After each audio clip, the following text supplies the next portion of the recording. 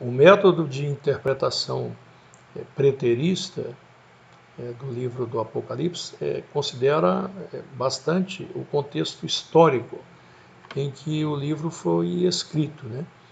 Então, para os defensores deste método, né, muito do simbolismo que está presente, ou praticamente todo o simbolismo que está presente, que está relacionado ali no livro, né, se refere ao período em que o apóstolo João estava vivendo, né? Então, da sua contemporaneidade, né? Então, as profecias do Novo Testamento, elas também são cumpridas, né, naquele período. Você sabe que Jerusalém foi destruída em 70 depois de Cristo. Esse livro foi escrito depois dos anos 80, né, provavelmente nos anos 90. Então, eles acham que tudo está relacionado, né? E que tudo aquilo que João estava falando foram coisas que tinham acontecido, né? É uma maneira, né? Eu não vou entrar aqui no mérito, não vou fazer uma análise, não, sabe? Eu estou apenas trazendo o conhecimento, né? Então existe o preterismo também moderado e existe o preterismo radical, né? No preterismo moderado, esse aqui, ó, considera cumpridas as profecias, com exceção da segunda vinda de Cristo, da ressurreição dos mortos, do juízo final, né? Mas o preterismo radical acha que praticamente tudo se cumpriu, né? Então houve uma destruição de Jerusalém, do templo, ou seja, ali foi a manifestação do anticristo, que o anticristo era o César, enfim, a besta era o Império Romano, o falso profeta eram os sacerdotes que prestavam culto ao imperador, a grande meretriz era a cidade de Roma, né?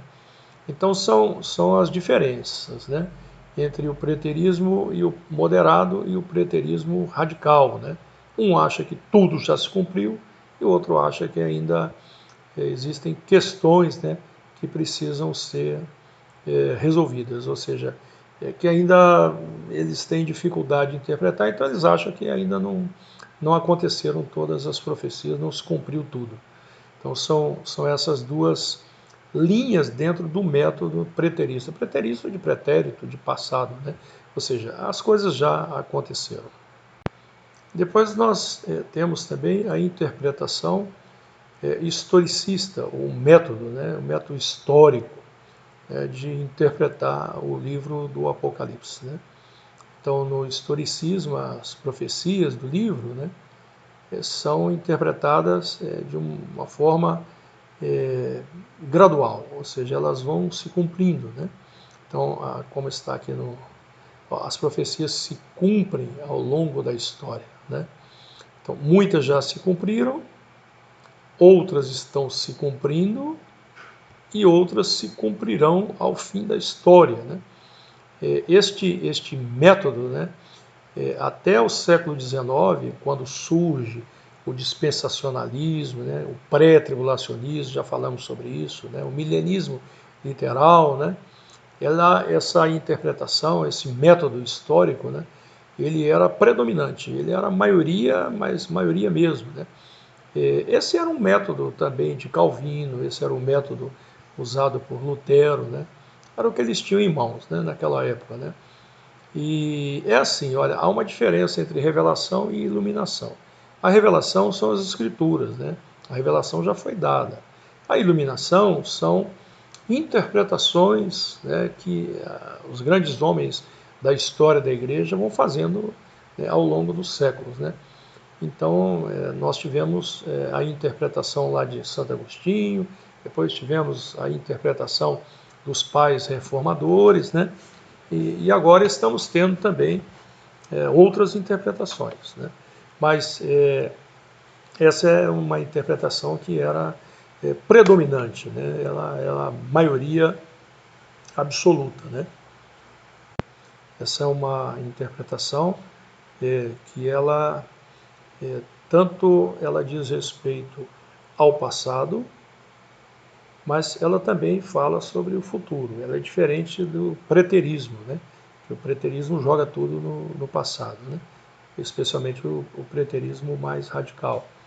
Mas a interpretação historicista, o método histórico, né, ele fala de um cumprimento das profecias de modo gradual, né? O pós-tribulacionismo está muito inserido aqui.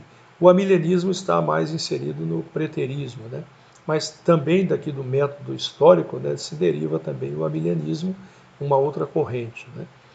Mas é assim que elas vão acontecendo, né? E assim elas vão surgindo, e isso vai enriquecendo a igreja, né? Vamos aprendendo, né? A interpretação futurista de Apocalipse, o método futurista, né?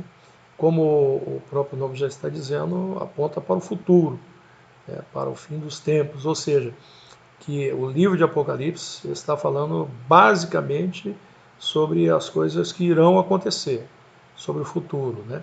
Ainda dentro desse método, né? Aí existem as correntes que vão se aproveitar desse método para construir as suas doutrinas, né? Que é o caso, por exemplo, do dispensacionalismo, né? O dispensacionalismo acredita que algumas questões já se cumpriram, mas mesmo as que se cumpriram também remetem ao futuro, né? Então, normalmente é sempre apontando para o futuro, né? E aqui eu tenho até algo aqui, ó, com exceção dos 3 primeiros capítulos, quando é aplicada a chamada dupla referência. Então, sempre aponta para o futuro no livro de Apocalipse, mas com exceção dos 3 primeiros capítulos. Por quê? Os 3 primeiros capítulos estaria falando sobre aquele momento em que o apóstolo João estava vivendo. É muito interessante aqueles 3 primeiros capítulos, né? Porque, embora a Bíblia não seja um livro de história, é um livro sagrado, é um livro espiritual, contém história, né? E ela não contém fábulas, ela contém realidade. Aquelas cidades, por exemplo, que estão elencadas ali, são 7 cidades, né? No capítulo 2 e 3 de Apocalipse, elas existiam. Existiam igrejas naquelas cidades, né? E, inclusive, aquelas cidades hoje são objeto de turismo religioso, né? Muitos cristãos vão lá para conhecer aqueles lugares e todos estão lá até hoje, né? Então, é uma prova de que o livro é um livro fidedigno, né? E é um livro que está bem contemporaneizado, né? Quando ele foi escrito. Mas a dupla referência em profecia significa que aquilo que estava acontecendo pode servir também de mote, né? Pode servir de inspiração para uma profecia sobre o futuro. Então, alguns acham que todos aqueles acontecimentos que João descreve que estavam ocorrendo naquelas 7 igrejas são como retrato 3x4 da igreja ao longo dos séculos, do que a igreja iria passar, do que iria acontecer com a igreja ao longo do século. Mas isso é um outro estudo, é outra coisa, né? Então essa interpretação era popularmente conhecida como dispensacionalismo ou pré-milenismo dispensacionalista, né? Que se tornou a principal visão escatológica dentro do movimento pentecostal. É assim, talvez mais de 90% do mundo pentecostal seja dispensacionalista e tenha essa visão, tá bom? O método futurista, né, a interpretação futurista, acredita piamente no arrebatamento secreto da igreja antes da grande tribulação. Aqui só alguns pontos, tá? O falso profeta é o líder do ecumenismo religioso mundial, ou seja, haverá uma religião mundial, né?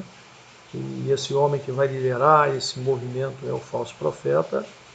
O anticristo vai liderar um governo mundial, os judeus serão perseguidos e Cristo voltará para governar na terra esse milênio literal, né?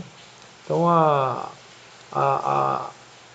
interpretação, o método futurista, ele crê piamente que haverá um arrebatamento secreto da igreja antes da grande tribulação, esse período de 7 anos, que eles chamam de o dia da ira, né, o dia da vingança, em que a ira de Deus será derramada sobre a terra, né? Então aí nós temos uma série de acontecimentos, né? É uma doutrina extensa, complexa, como não poderia dizer, e como também as demais são, né?